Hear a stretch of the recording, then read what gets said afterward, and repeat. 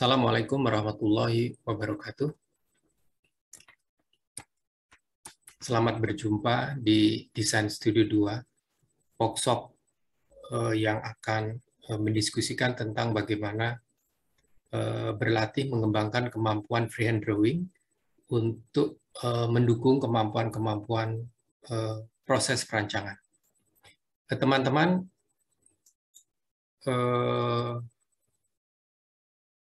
pemaparan ini akan saya bagi dua. Yang pertama adalah introduction.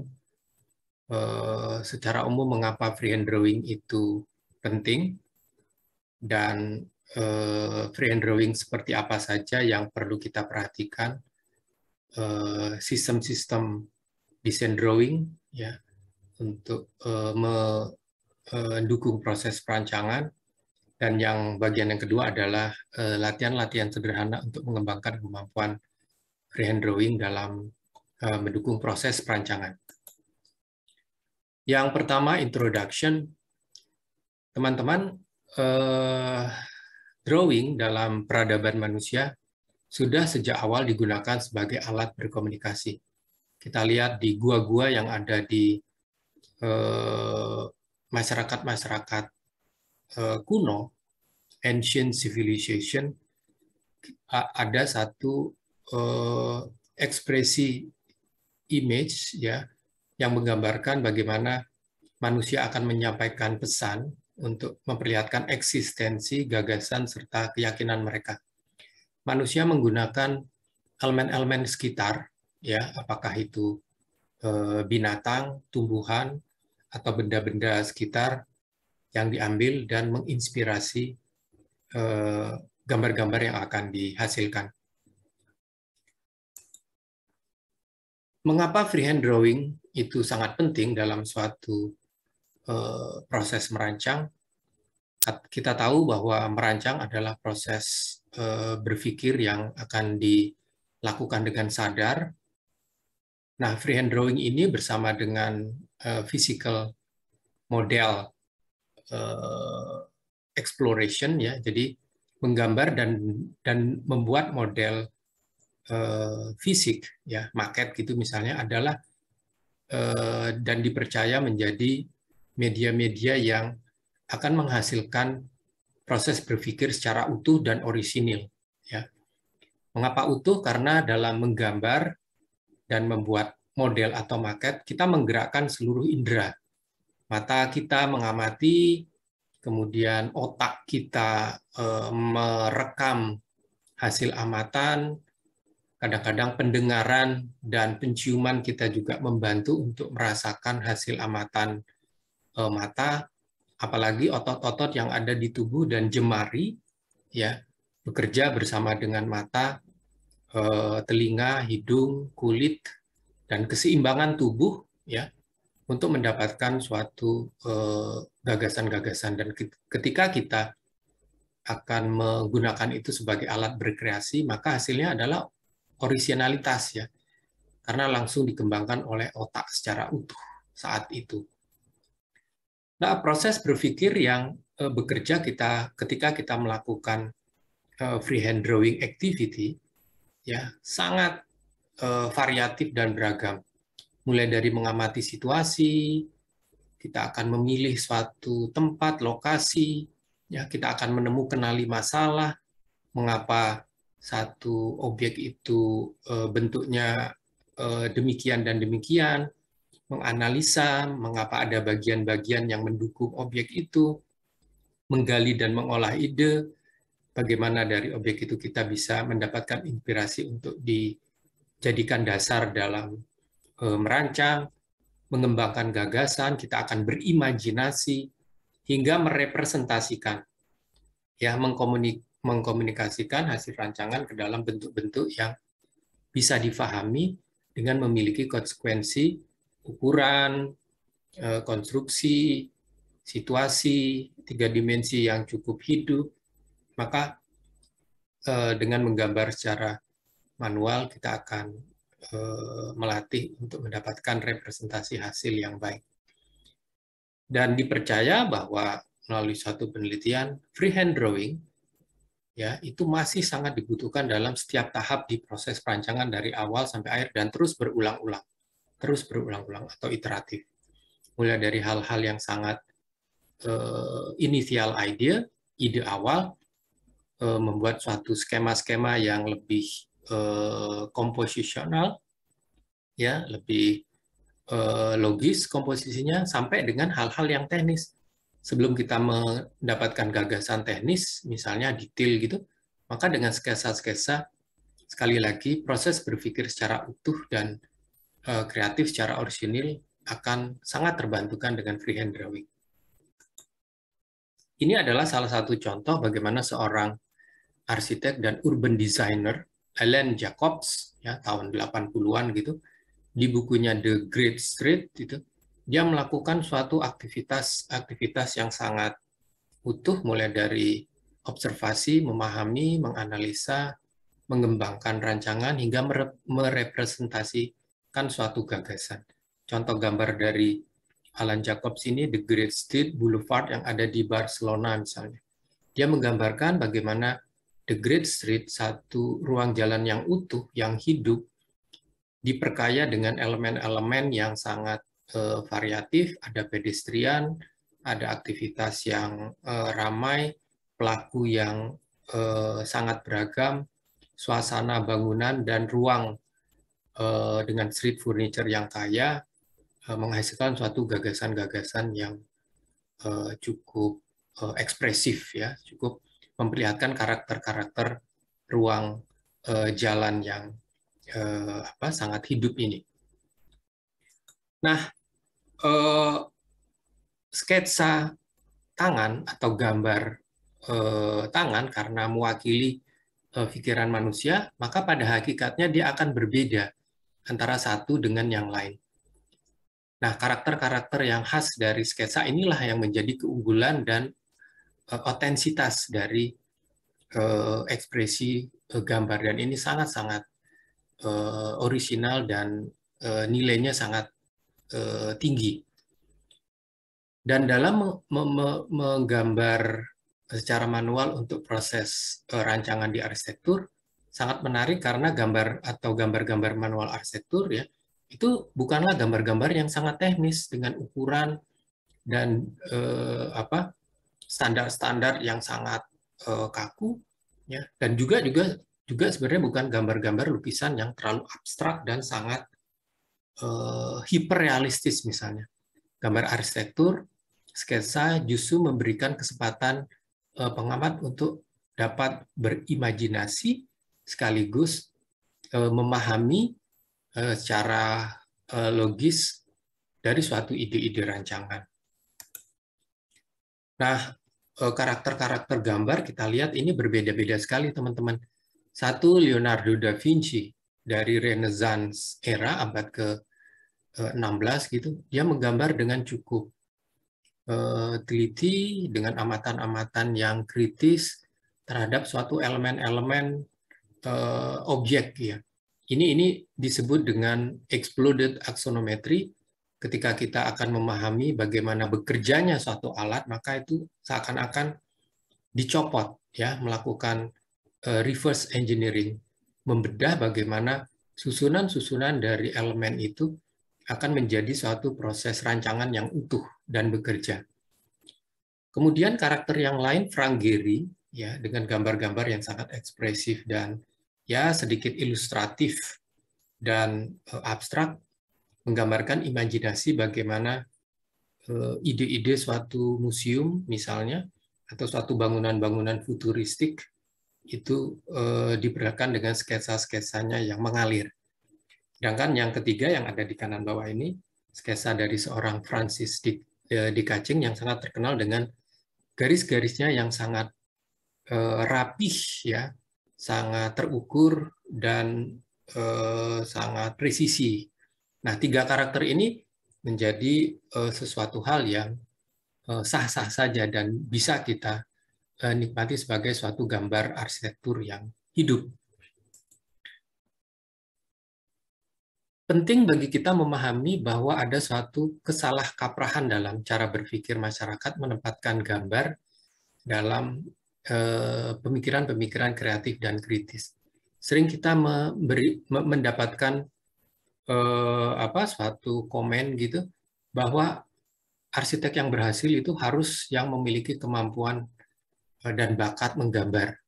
Sangat tidak benar ya, bahwa gambar karena dia akan mengawal proses berpikir, tidak akan ditentukan oleh bagaimana bagus tidaknya gambar akhir terutama, tapi bagaimana proses berpikir itu dapat dikawal dengan karakter-karakter gambar yang sangat variatif.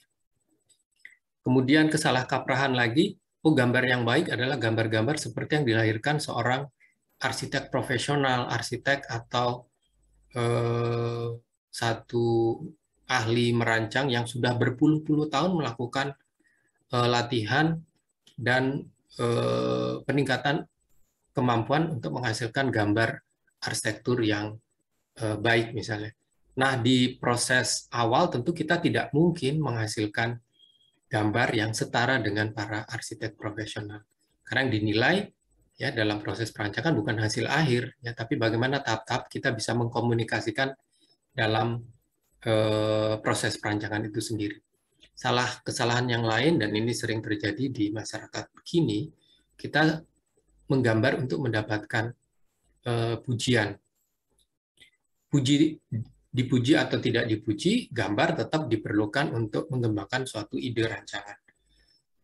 Gambar atau sketsa yang bagus adalah gambar yang realistis. Jadi sering kita mendapatkan komen, apa ini gambarmu kok tidak sama dengan objek yang akan kamu wakili. Nah, tentu saja tidak mungkin kita menghasilkan gambar yang persis seperti ide atau gagasan-gagasan yang ideal dari objek yang akan kita rancang, karena memang ini belum selesai dan kita bukanlah robot yang secara terukur bisa menghasilkan suatu goresan-goresan yang presisi dan persis sesuai dengan performance dari objek yang akan kita rancang. Sama sekali tidak mungkin gitu. Justru yang menarik adalah gambar-gambar yang hidup, adalah gambar-gambar yang masih memberikan kesempatan kita untuk berpikir di balik sketsa itu sebenarnya idenya apa. Nah, kemudian karena proses berpikir ini memerlukan suatu latihan, kita sering salah kaprah, waduh kalau saya gambarnya agak salah-salah, berarti sia-sia nih. Saya harus ulang dari baru, saya ulang baru lagi, saya hapus, saya ganti dengan garis-garis baru. Nah, tentu ini akan mengurangi ya bagaimana orisinalitas kalau itu dilakukan berkali-kali dengan suatu pemikiran yang sia-sia. Dan dalam proses menggambar sangat penting agar kita menggunakan alat apapun yang ada di sekitar kita. Menarik ketika Alvar Aalto, arsitek dari Finlandia, mengatakan bahwa Tuhan menciptakan kertas itu memang agar digunakan untuk menggambar rancangan bagi seorang arsitek. Jadi gunakan kertas untuk menggambar. Ya. Dan dari situlah memang akan sangat variatif ya bagaimana proses-proses menggambar dengan berbagai macam jenis kertas. Ya, bahkan ini yang kiri teman-teman, napkin sketch dari Danny Libeskind ya, dia gambar ketika dia menunggu klien ya untuk berdiskusi tentang rancangan suatu museum yang ada di Toronto ya di Kanada. Si Danny Libeskind ini hanya menggambar sebentar di atas tisu makan gitu, dan hasilnya seperti ini. Dan yang sangat menarik ya karena Danny Libeskind ini adalah seorang arsitek postmodern yang sudah sangat berpengalaman, ide-ide itu menjadi sesuatu yang menghasilkan gagasan-gagasan yang sangat berkarakter. Teman-teman, gambar ada macam-macam, ada gambar observasi, ada gambar imajinasi, dan gambar-gambar representasi. Setiap jenis dan tahap ini akan menghasilkan atau membutuhkan gambar yang berbeda-beda. Dalam gambar observasi, tentu kita akan menghasilkan satu kombinasi antara image, kemudian notasi, keterangan, dengan tambahan-tambahan huruf, ukuran, angka, derajat, ya, yang akan diperlukan dalam mencatat, ya, memahami, mengamati satu situasi. Gambar-gambar imajinasi adalah gambar-gambar yang bersifat visi, ya, atau ide-ide futuristik yang dibalik ini, ya, yang dibalik bentuk sebenarnya gagasan apa yang akan dibayangkan, gitu ya. Dan yang berikutnya adalah gambar-gambar representasi. Nah, berbeda dengan gambar observasi dan gambar-gambar imajinasi, gambar-gambar representasi lebih membutuhkan satu kriteria standar yang lebih logis, ya, karena memang sudah merepresentasikan bagaimana ruang didukung oleh struktur dan infrastruktur dengan dimensi-dimensi tertentu, maka karena ini biasanya digunakan untuk alat berkomunikasi dengan para konstruktor gitu yang akan membangun, maka ukuran-ukuran dimensi elemen-elemennya harus bisa difahami dengan standar-standar tertentu. Nah, yang berikutnya adalah gambar representasi yang bersifat grafikal gitu ya, tidak teknikal semata tapi grafikal yang akan mengkombinasikan bagaimana unsur-unsur grafis, image, tulisan, title, ya, dengan warna, dengan notasi yang biasanya ini digunakan dalam memproduksi suatu aprep, ya, arsitektur presentation board, ya, atau poster yang akan memberikan suatu proses perancangan. Nah, ini proses perancangan, teman-teman, yang mulai dari riset, menghasilkan suatu gagasan, menganalisa, kemudian direvisi, dikembangkan lagi. Setiap tahap ini dapat dengan sangat baik menggunakan freehand drawing, ya, sebagai alat-alat untuk memperkuat proses ini. Dalam proses awal, misalnya, karena kita akan menghadirkan bagaimana potensi, ya, yang kiri atas antara kontur dan hubungan potensi alami, maka garis-garisnya menjadi sangat organik. Kalau kita akan sekedar mengamati adanya hubungan antara isu-isu umum dari permasalahan rancangan, maka bentuknya lebih ke diagram-diagram, garis, ya, notasi-notasi, dan seterusnya. Nah, dalam proses perancangan, ya, proses pengembangan, ketika kita sudah mendapatkan semacam observasi awal gitu, kemudian melakukan gagasan-gagasan atas isu tertentu, maka kita mencoba mengembangkan dalam suatu diagram-diagram hubungan misalnya, maka dengan manual drawing ini semua akan terlihat sangat hidup, ya, dan tetap bisa menggunakan beberapa variasi dari unsur dasar, garis-garis putus, garis-garis yang lebih tebal, ya, bentuk-bentuk simbol, ya, lingkaran, kotak, dan seterusnya, dan seterusnya. Proses pengembangan yang lebih komprehensif ketika suatu rancangan akan memperhatikan, ya, bagaimana efek dari suatu bentuk dan konstruksi terhadap energi misalnya, maka kita bisa membuat suatu olahan-olahan grafis seperti ini. Juga ketika kita akan mengolah rancangan lebih sistematik, ya, lebih integratif, hubungan antara ruang dan struktur, ya, komposisi bentuk dengan elemen-elemen konstruksi, ya, bagaimana kemiringan atap akan menghasilkan bukaan-bukaan dari sudut tertentu.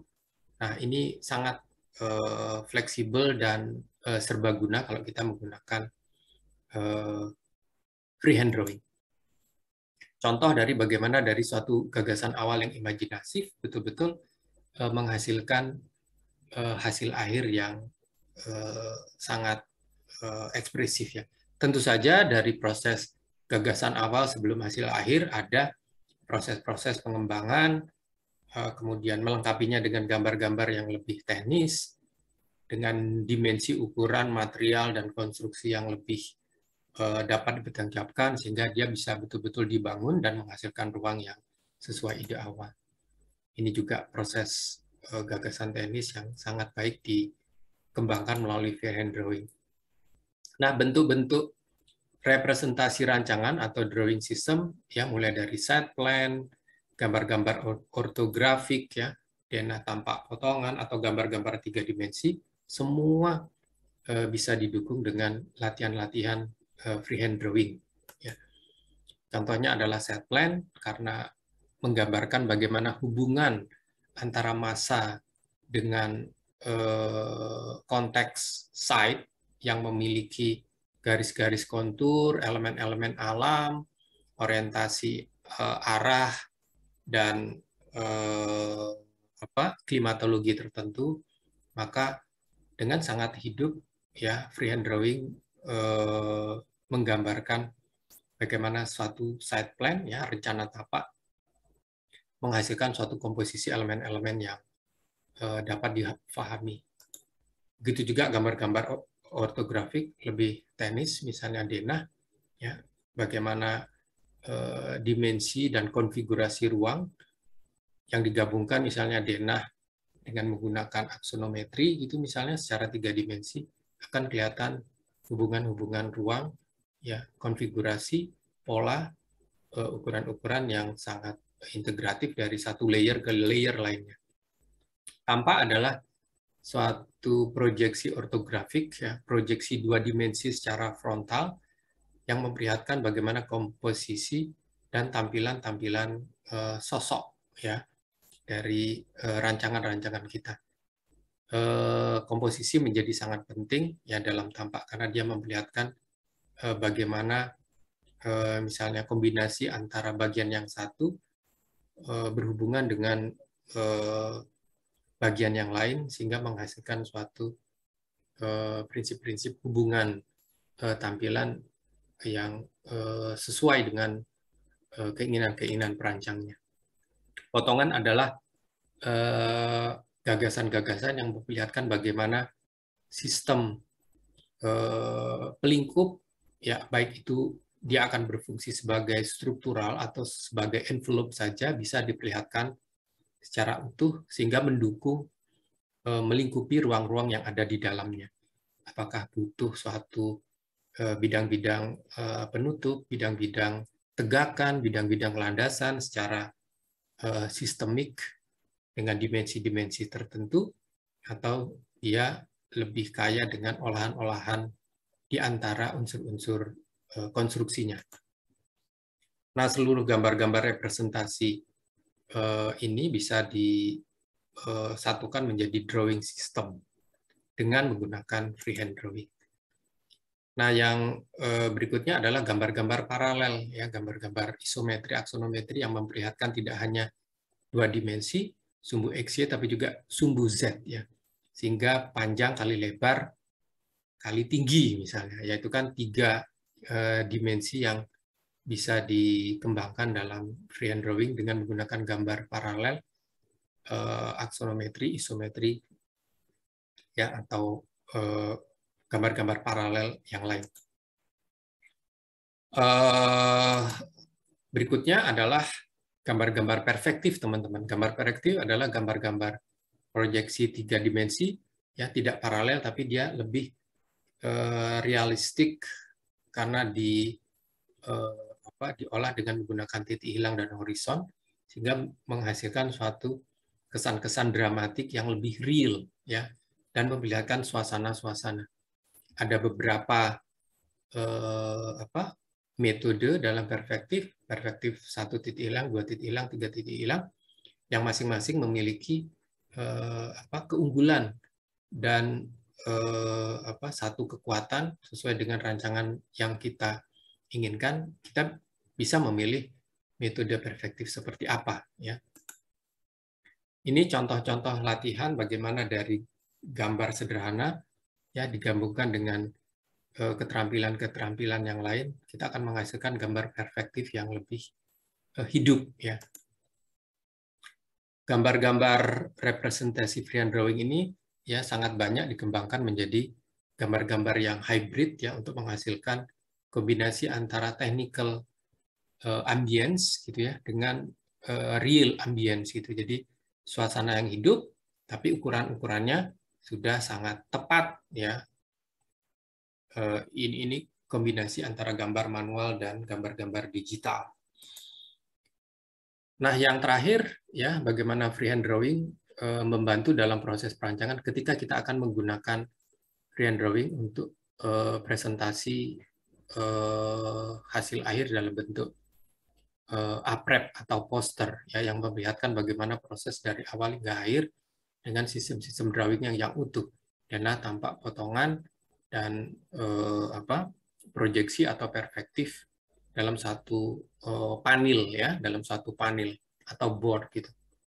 Nah, kemampuan grafik kita menyusun ya, di mana gambar perspektif, di mana gambar denah, di mana gambar potongan harus kita letakkan di atas, di bawah, seberapa besar, komposisinya seperti apa, tambahan notasi apa, ya, judul akan kita letakkan di mana, skala akan kita letakkan di mana, dan kita akan menggunakan warna seperti apa untuk mendukung kekuatan desain dari objek yang akan kita rancang.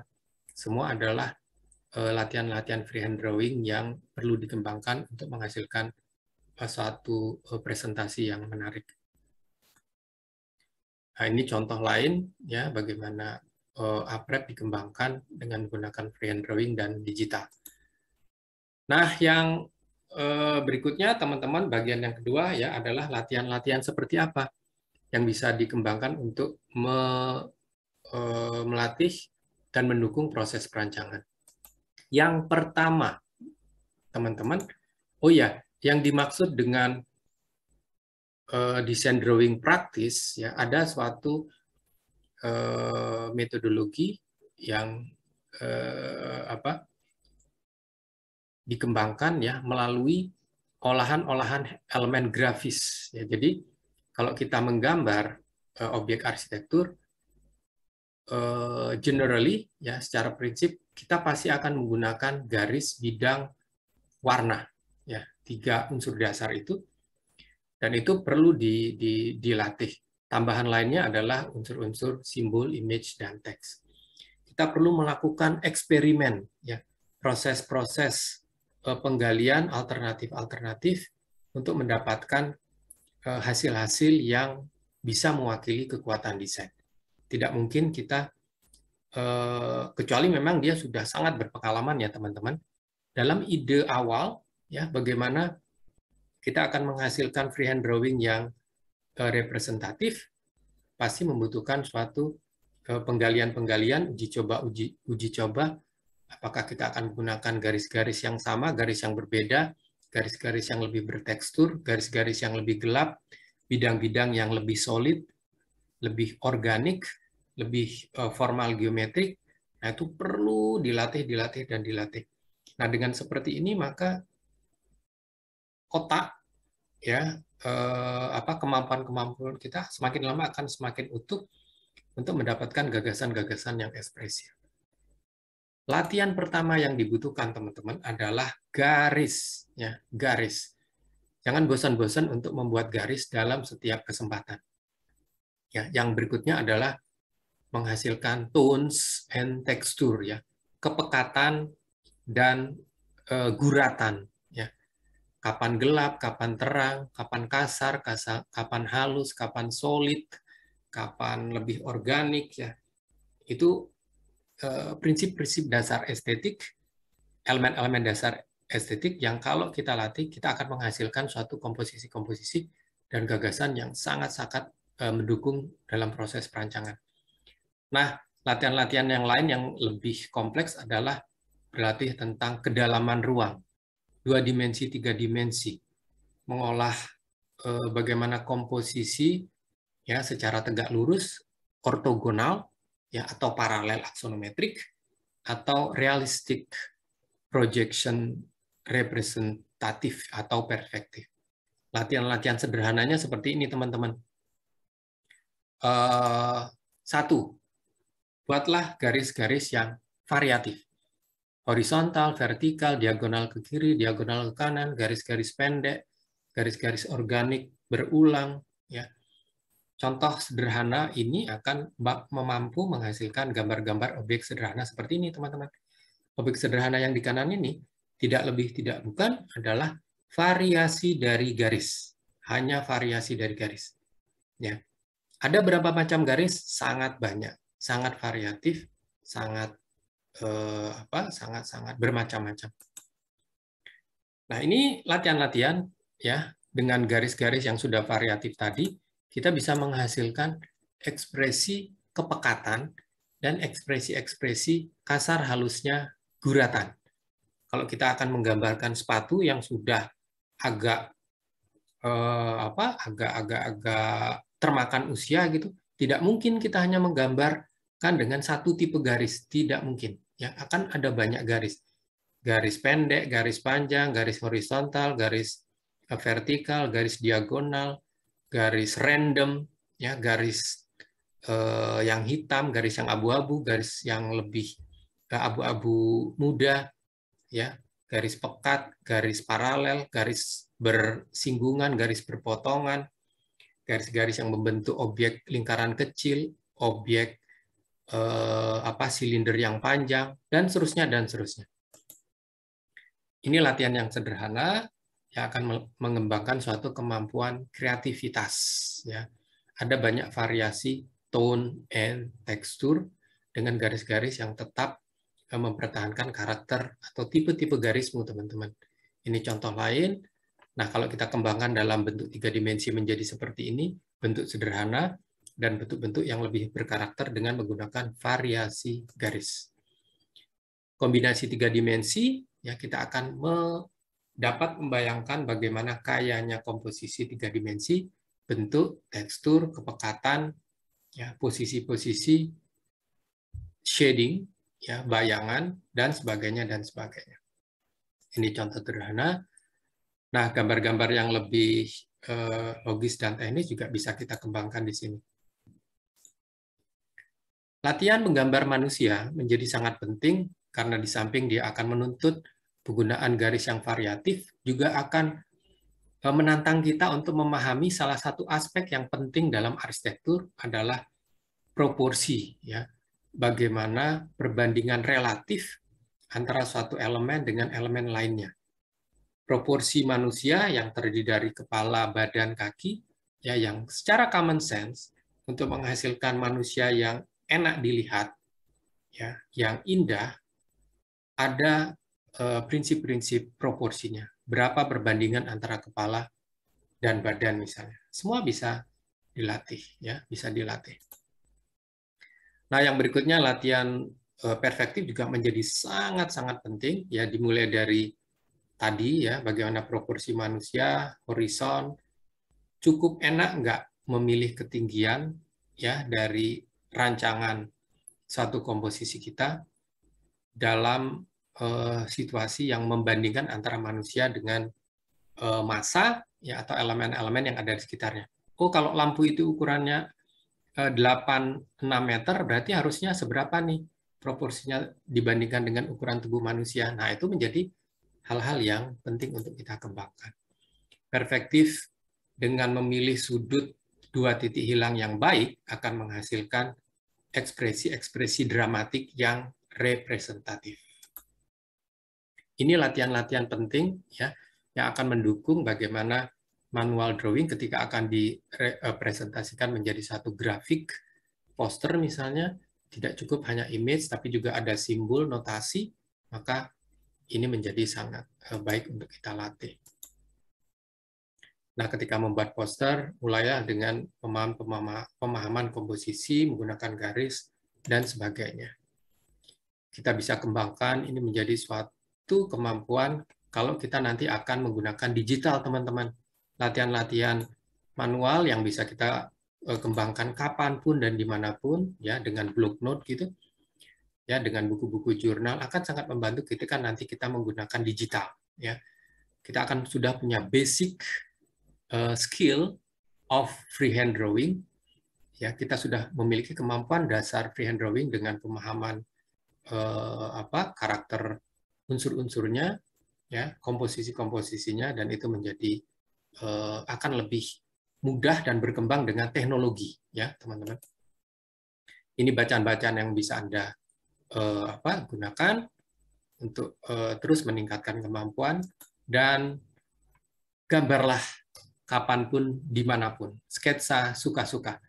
Menunggu GoFood datang, menunggu soto yang tidak datang-datang. Kita bisa menggambar sekedar bentuk sederhana, ya, silinder kecap gitu ya, bentuk-bentuk apa misalnya asbak gitu ya, dan tambahkan satu karakter-karakter yang tidak gambar stereotip, bentuknya betul ya, tapi akan lebih baik kalau kita dukung dengan tekstur ya, tones gitu ya, kegelapan dan guratan-guratan yang menghidupkan objek itu.